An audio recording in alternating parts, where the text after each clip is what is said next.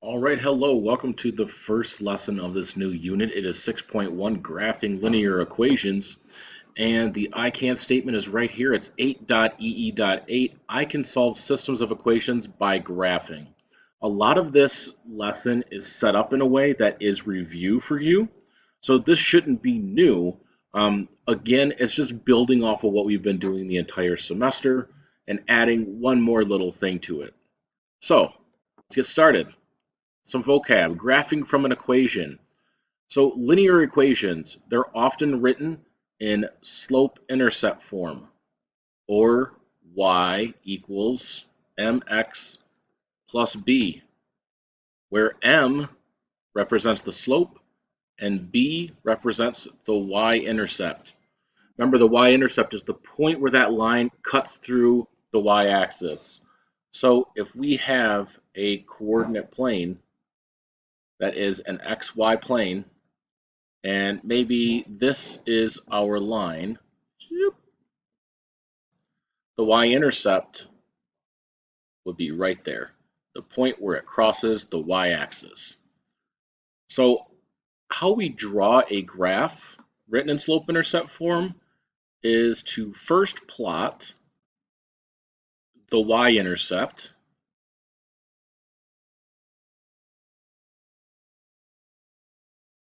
and then use the slope, or the rise over the run, to plot point number 2. So you only need 2 points to graph a line. We definitely need the y-intercept, and then we can use the slope, which is the rise over the run, to plot point 2, how high we go up, how high we go over. We did this back in Unit 3, linear relationships. So if you need a refresh, get out your study guide from Unit 3 and go back and take a look at some of those. So when we're looking at solutions to linear equations, they can basically include any points located on the graph line. So additionally, an ordered pair is a solution. An ordered pair is a solution to an equation if when its values are substituted in the equation, it makes the equation true.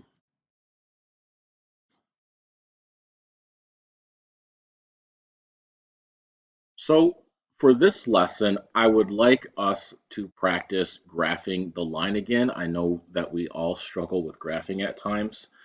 Eventually, we'll get to the point where we're just using Desmos, but for now, I'd like you to graph it. So we're going to graph y equals 1/2 x and label it line A. I'm going to make my line A in purple. So if I know linear equations are written in y equals mx plus b form, this is my equation. It is written in y equals mx plus b form. What is the b here? What is the y-intercept? It is 0. And now this is my rise, this is my run. I'm going up 1 over 2. All I need are 2 points. I could totally do this again, but I don't need to make any other points other than the one I have and the y-intercept. So what I'm going to do is use my line tool just so we have a nice straight line, and I will make it purple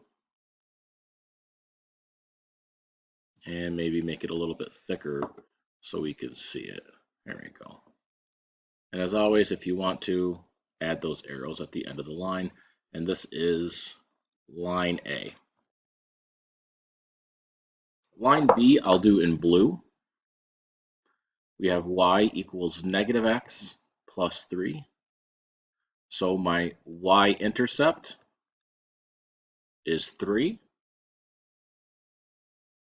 And then my slope is negative. This is a little invisible math. This is really -1. So if I make this into a fraction, rise over run, I'm going down 1 and over to the right 1. So down 1 over 1, down 1 over 1 is line B.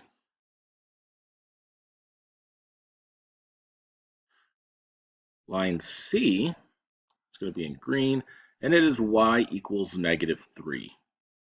So if, again, I'm looking at y equals mx plus b, what I really have here is 0x. There is no x value there. It's just -3. So my y-intercept is -3. And I have a horizontal line here.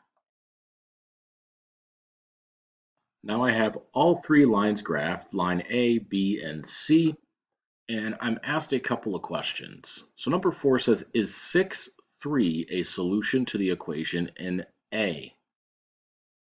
How do you know? So I'm asked about line A. Is 6, 3 a solution?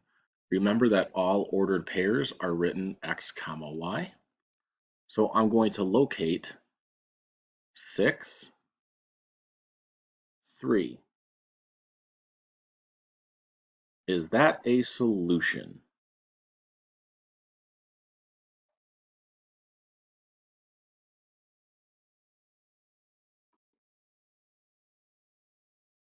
Fixed my line that I had drawn. So yes, because 6, 3 is on the line. So the next one is 10, -7, a solution to the equation in B. So I'm going to look at 10, which is going to be way over here.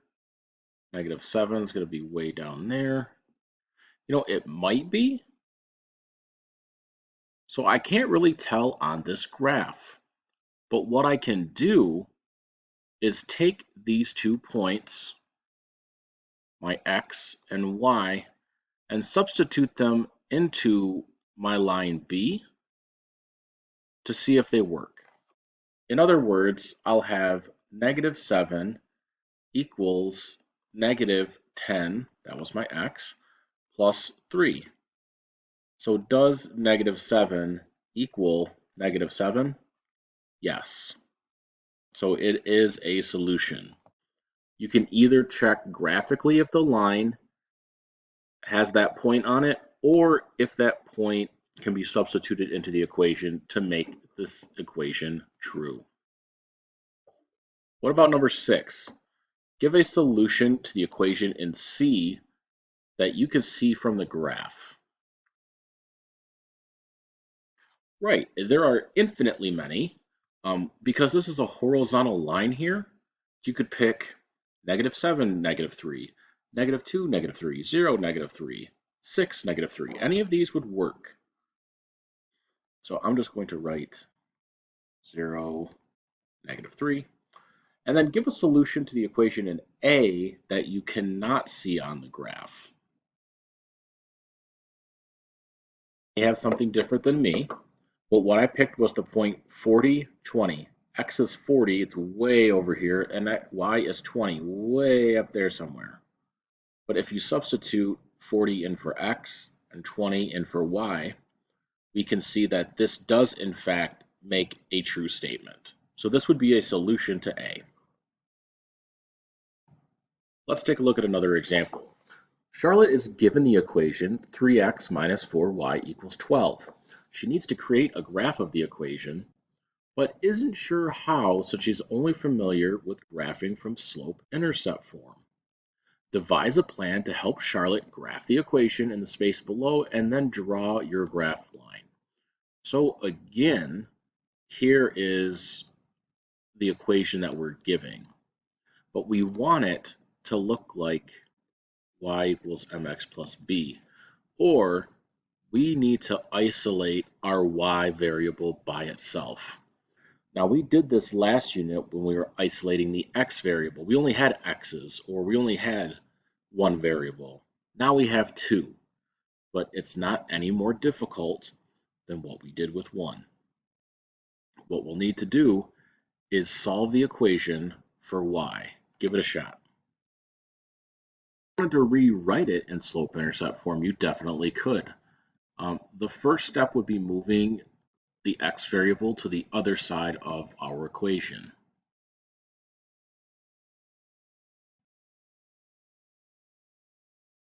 And then I would divide everything by -4. I'm going to divide this by -4 and this by -4.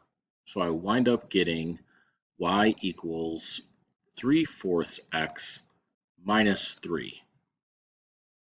There is an alternative way that you could do this as well. Let me show you. And then substitute 0 in for y. So first I substituted 0 in for x, and we get y equals -3.